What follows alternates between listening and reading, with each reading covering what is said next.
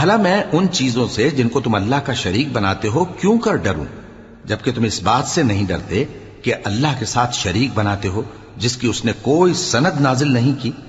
اب دونوں فریق میں سے کون سا فریق امن و بے خوفی کا زیادہ حقدار ہے؟ اگر سمجھ رکھتے ہو تو بتاؤ۔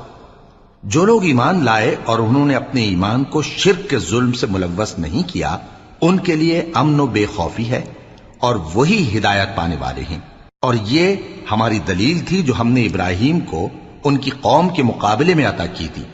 ہم جس کے چاہتے ہیں درجے بلند کر دیتے ہیں، بے شک تمہارا پروردگار دانا ہے، خبردار ہے۔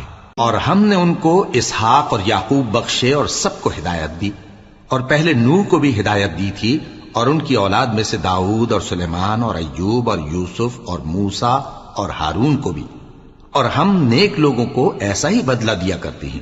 اور زکریا اور یحییٰ